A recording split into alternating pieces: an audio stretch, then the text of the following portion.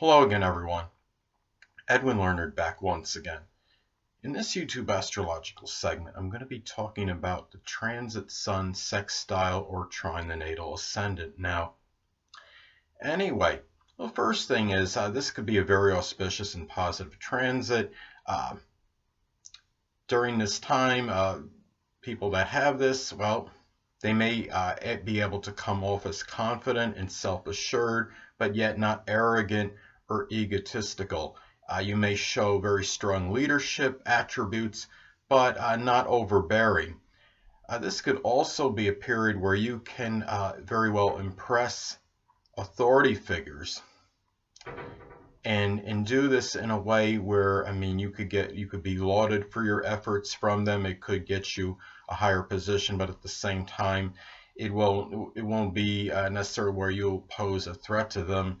In other words, like say, as far as their position goes. So in other words, this transit goes, how it works, when you have the transit sun, sextile, trine natal ascendant, you could basically, I mean, it could be a time for this short stint where you have this transit, where you could do these things with a lot of self-esteem and confidence, whatever it is you're doing, and it could be with very positive results. And I mean, I could maybe explain this in a way by some examples. I mean, let's say you're a salesperson and you're going door to door. Say you have this transit sun in your third house and it's making a sextile aspect to your natal ascendant. Well, let's say you're going door to door in your neighborhood and you're doing some sales work, and I mean, this could be a very positive period for that, because you could be assertive, but at the same time not come across as overly aggressive, or you could be persuasive, but not be overly forceful. It's like whatever you do, it's really you're being seen in that positive light in connection with whatever it is you're doing. You're not going. When you have these aspects, it's difficult to have others become rebuffed by whatever it is you're doing. They're more likely to laud you and appreciate your efforts and not see the negative aspects in whatever actions you're doing, I guess is what I'm saying. So this could also be rather auspicious for sociability, extroversion, gregariousness, unless of course you have some contraindicators. I mean, for example, let's say if you had transit Saturn making an adverse aspect to your natal Venus, and I mean, generally this aspect with the transit sun, sextile, trine the natal ascendant could be auspicious for your relationships. But like say if you had the transit Saturn making an adverse aspect, say for example square to your natal Venus, well, that could kind of maybe inhibit relationships to some degree, or responsibilities may simply conflict with relationships to some degree. So you have to factor all these transits into equation, even when you have these very positive and auspicious and beneficial ones like the one I'm talking about now.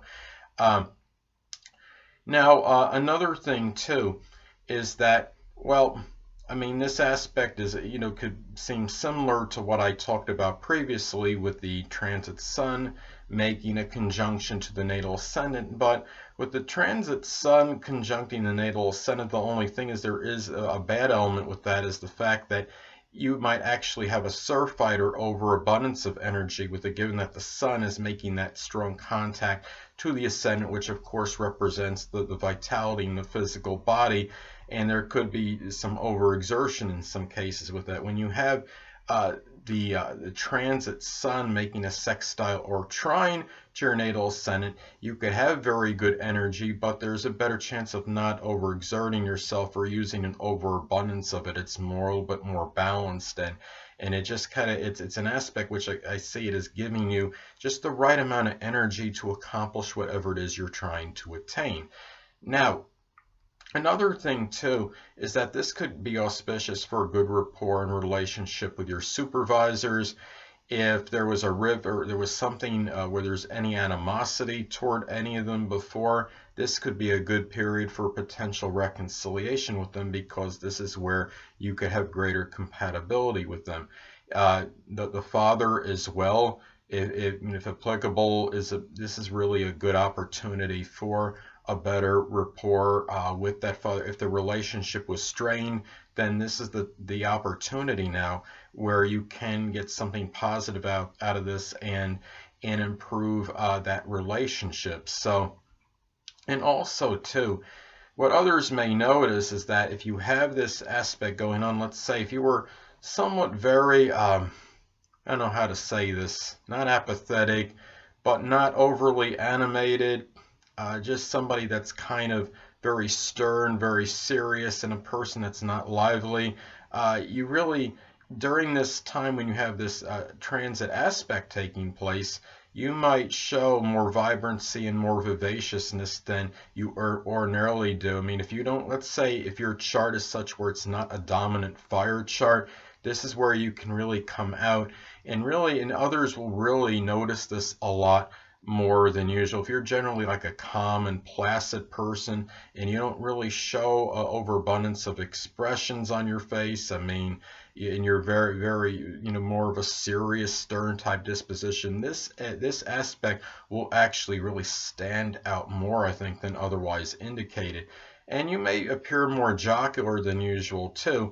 Generally nothing, I mean, and it could be a time where generally you might be, might be more inclined to play a practical joke on somebody, but not in a malicious way, because keep in mind, this is a good aspect and a lot of good things. Things are usually done with good intentions when you have this transit aspect. And keep in mind too, that despite having very good energy and being able to accomplish things, vigorous tasks very well during this time, keep in mind, it would talk about the contraindicators again. And I mean, let's say that this transit sun is making an adverse aspect to your natal Venus. Let's say it's making a square, opposition, or even an inconjunct to it. This could be a time where you might be a little bit more indolent or apathetic and lackadaisical than usual. So you have to factor that into the equation. Always look at the other transits. Like I talk about, never isolating anything. That applies not just your natal chart, it applies to your transits, to your natal points in your chart as well, people. Anyway, people, that'll conclude this YouTube astrological segment for the transit sun, sextile, or trine your natal ascendant. Stay tuned next time, where I'm going to be giving you my astrological analysis of the upcoming Floyd Mayweather-Conor McGregor super fight. Two things I want to get with you on before I head out. Firstly, the stars may impel, but do not compel. And secondly, never isolate any single astrological element, aspect, planetary placement, position, configuration, influence, or what have you, and make an analysis of a person, astrologically speaking, based on this alone, because astrologically speaking, the person is the sum of all their components in their natal chart and not just one. Until next time, people, stay well.